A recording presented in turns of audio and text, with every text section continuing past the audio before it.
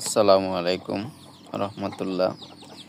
তো আমি এই যে আমার মুরগির এবং মুরগির বাচ্চা ঠান্ডা লাগার রোগ থেকে আল্লাহ যেন মুক্ত করে, তার জন্য উসিলা তৈরি করার জন্য আমি এই নাফা এবং হিস্টারসিন এই দুইটা ওষুধ সপ্তাহে 3 দিন ব্যবহার করি।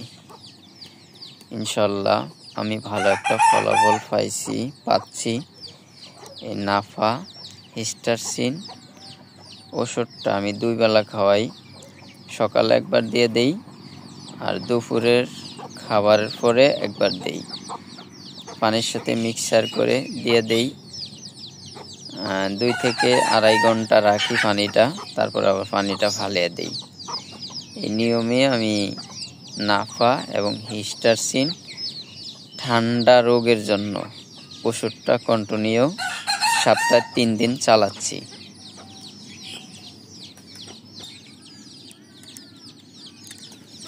তো আমি এরকম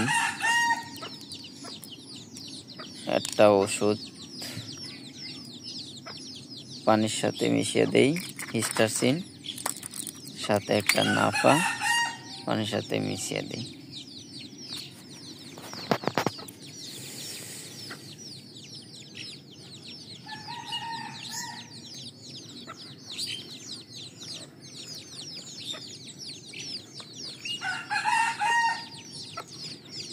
আসলে মুরগি এবং মুরগির বাচ্চা মুরগির জন্য সবচেয়ে বিপদ সংকট রোগ হইল ঠান্ডা এবং জ্বর। যখন ঠান্ডা তাদের শরীরে লাগবো, তারপরে আপনার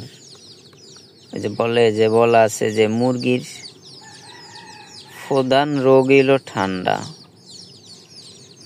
রোগটা যখন তাদের শরীরে আসবে, আসার পরে একটার পর একটা রোগের সম্মুখীন হইব। কারণ ঠান্ডা রোগটা এতটা বিপদ সংকেত। তো এই যে দেখেন, আমি ওষুধের পানিটা মিক্সার করে দিছি, খাচ্ছে। এটা আমার জন্য একটা বেস্ট উপায়, মানে খুবই ভালো রেসপন্স পেয়েছি যে মুরগির ঠান্ডা থেকে মুরগিগুলো আমার সুস্থ রাখার জন্য বেস্ট উপায়। আমি পানির সাথে ওষুধটা মিশিয়ে দেই, তাহলে ওষুধ এবং পানি দুটোটাই মুরগির জন্য একসাথে খাওয়া হয়ে গেল। এজন্য আশা করি আমার মুরগিগুলা ইনশাল্লাহ অনেকটাই সুস্থ।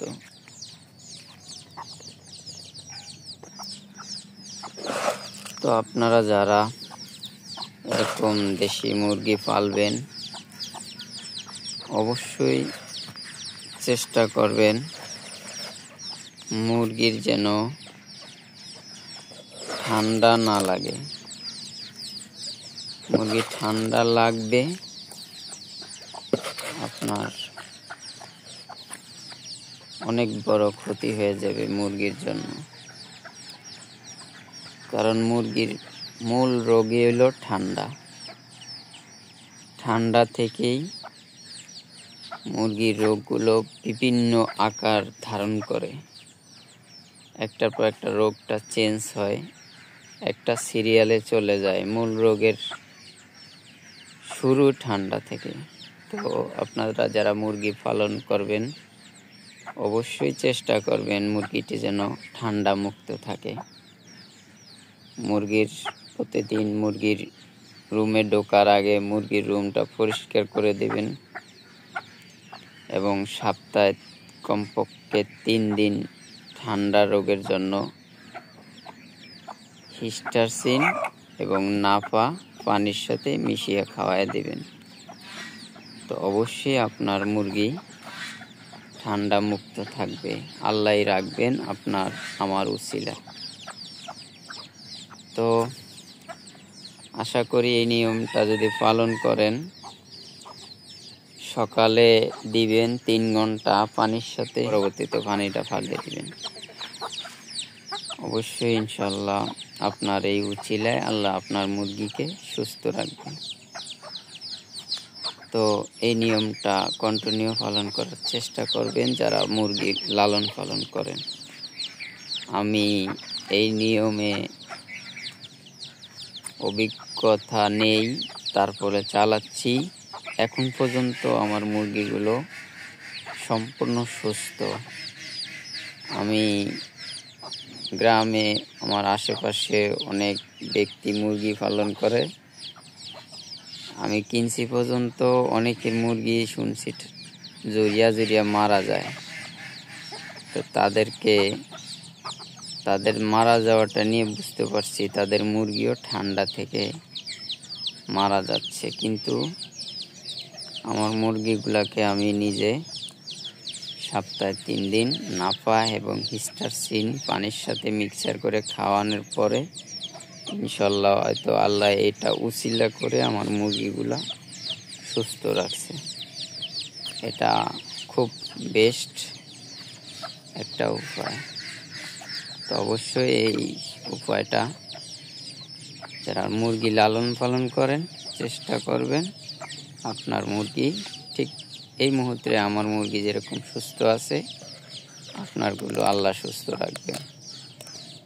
তো সবাই ভালো থাকুন, সুস্থ থাকুন। আল্লাহ হাফেজ।